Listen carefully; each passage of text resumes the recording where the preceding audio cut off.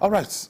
Like the proverbial lizard that fell from the tree, the National Electoral Commission, INEC, has given itself some credits for the credible conduct of the 2023 election.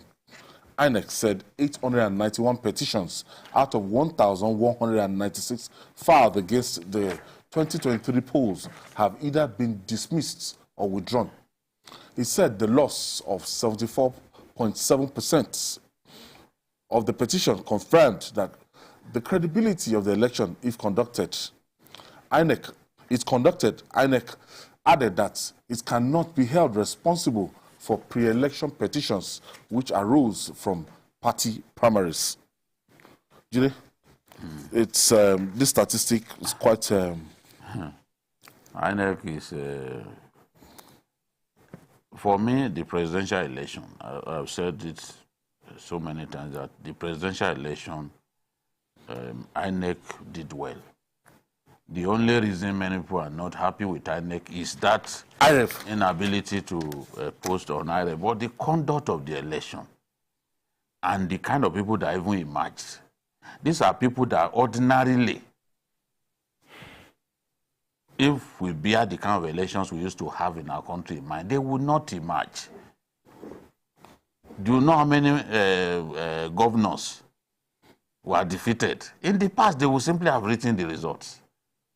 Governors, you know how many APC governors lost? They couldn't defend their states for Asiwaju presidential election. At least 12 of them, 12 APC governors. Out of 22. Could not defend their states. You know? So, if in spite of that, you still think that the election was a terrible one, the worst in our history, as some people who were not even born when we had some of the terrible elections are saying, you have to agree that for it to have reached that level, then we have to give some credit to INEC and the fact that especially the beavers worked. The beavers really helped us to achieve electoral integrity during that election. There are other areas that we have to look at. The deliberate resort to violence in places where the opponent is strong. They've been doing this for years. People will just come and go and, because they know that the opponent is strong in this area, they will go there, send talks. Talks will disrupt election. And the INEC regulation says where elections are disrupted, no result shall be returned. No result shall be returned from some polling centers. But in my view, that is playing into the hands of the aggressor. That's playing into the hands of the aggressor. The aggressor knew I would defeat him in my polling station. He deliberately sent talks to disrupt the election. So I'm unable to defeat him because he has exploited that portion of the law that stipulates that no result shall be returned from any polling center where voting was characterized by violence. So that's one area I think that the framers of our law. Doubt and fear doesn't occur at the canvas, it shows in the canvas. It shows the conation of raw earthen material slabbed, stroked and molded at a pace provided by the doubt and fear. Every move way in the struggle of one to the other, merging the past to the present, brushstrokes of colors seen but not known. For when the wailing stops, the pieces settle down in abject beauty erected for a century of a century. Speaking, advocating, protesting as the arts are meant to be.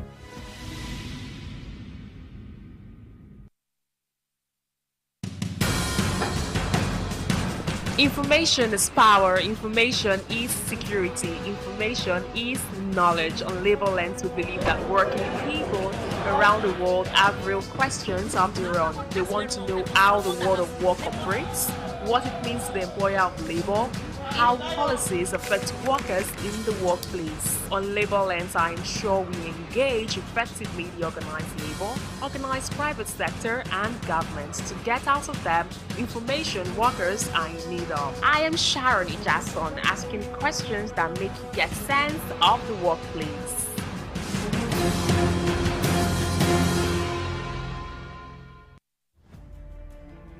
Politics is defined as getting what, where, when, and how. But in the mix, many things come to play to shape the political fortune of any country. Honorable Minister, that's how you misinform the public. From the political actors to the electorate, campaign to voting, from debates to policy decisions, big events happen to engage us in constant conversation. That's what we're looking for. Not some people who are talking about ethnicity. No. Who is on your mind? Don't worry. Join me every day on Politics Tonight, where we dissect issues that shape our political destiny. Politics Tonight, weekdays on TVC News.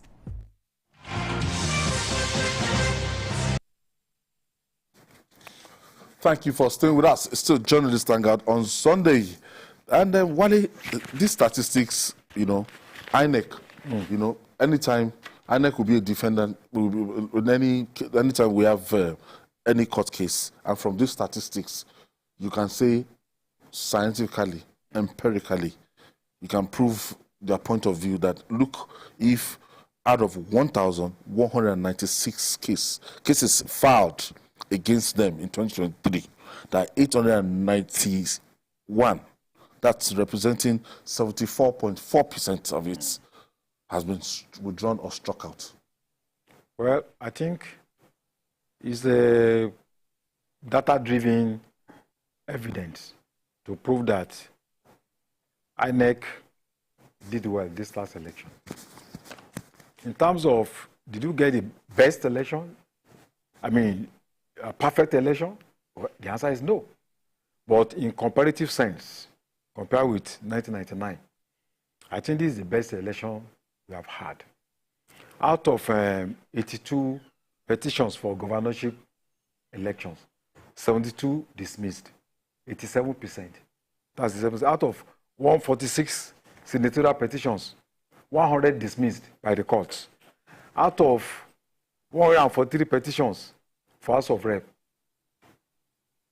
the INEC score is 68%.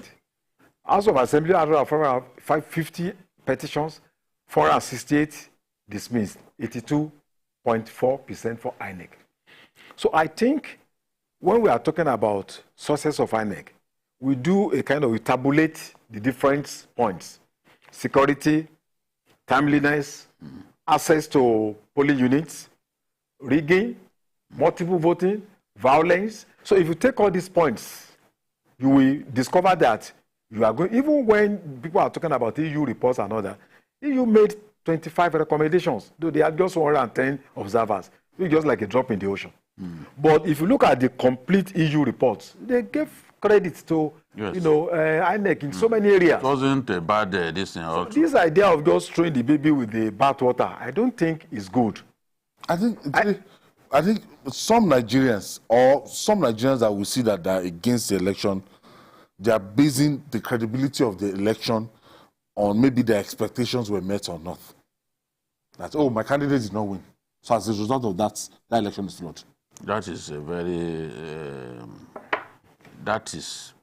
very valid observation. People have to look at things holistically. They have to look at the the bigger picture.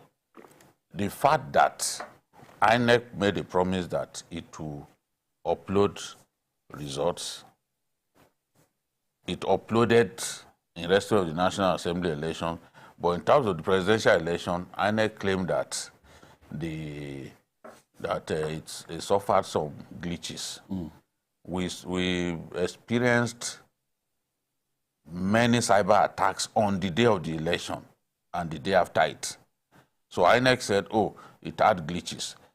People are not prepared to believe INEC. So they felt that, oh, it was because INEC wanted to rig for the ruling party. That how come it was able to upload for the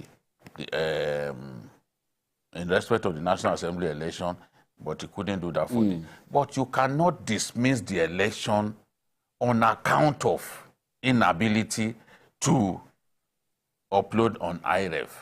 Yes, INEC made that promise. Entire exercise. You cannot dismiss it and come up with some ridiculous claims that, oh, it's the worst election in our history. How many have you seen? A lot of them were not even born in 1983. Did you see 1983 election? Did you see 2003 election? A lot of them were born in 1999. Do you know? Did they see 1999 election? Did they see 2003 election? Supreme Court wanted to cancel it. That we had ballot papers, not that wasn't serialized. They were not serialized. And you know, and that was one of the conditions to affirm electoral integrity. Yes. So the judges of the Supreme Court were divided. Nikitobi and Co. They were divided. They were like, oh, what do we do?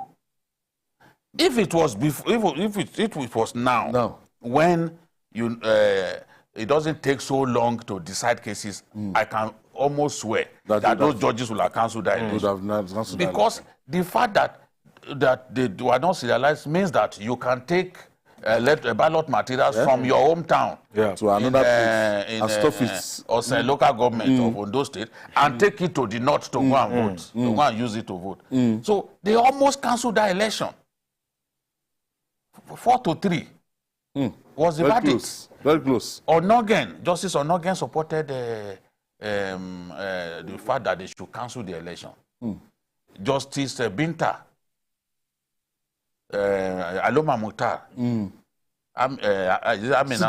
Aloma Mukhtar. Binta Aloma Mukhtar also supported the fact that they should cancel. And then the former George High Ogutade. Commissioner, yes, Justice George Ogutade also said, yes, this is the decision. But before then, and somebody told me, somebody who had been in the Supreme Court said the decision, they wanted to cancel it. But when you bear in mind that they had done, the government had spent about 3 years or so. Yes, I remember. We didn't have time. That's circumstantial. You know, so they just decided, okay, let it go. I mean, was that bad? It was terrible. Terrible. So if it was today, I'm sure they will have cancelled this. Maybe it's just about how many days, 180 days. And then you have a fresh election. It's not like I was in the Supreme Court when Obasanjo finally defeated Buhari in 2006. For an election held in 2003. I'm telling you. So this is the thing. We electoral system. So when they say oh, it's the worst election, how many elections have you seen? You just deceive yourself. What kind of absolutism is this? How many elections have you seen? You can't dismiss an election because IREV alone. IREV is just one of the issues. But that election produced people who ordinarily in the past would not have won an election. People, say the man who speaks big grammar in Cross River State. He was defeated. He wanted to go to the Senate. The governor now with the antiquated pattern. He was defeated. and several others like that, big people. But they don't talk about that. That's what you call throwing the baby out of the bathwater. They don't talk about the fact that that election allowed ordinary candidates to defeat big candidates. And that's the beauty of a credible election. Yes. So although all of these elections, all of these litigations some of them were not even election related. You know? That's what yes. Some of them election matters. Yeah, pre-election matters. They will take it before. What's the time of INEC? What's the time of the lawyers? And what's for example, someone told me that, look, you want an election petitions court to decide on forgery. It's a federal high court that handles forgery. That's what the person told me. It's not for the election petitions court to determine whether forgery or not. You won the election. The election, and that's why many people see it also as a pre-election matter. It should go to the regular courts. So, but let's not go into that so that because these are head. Amount to substance. These are head. All right.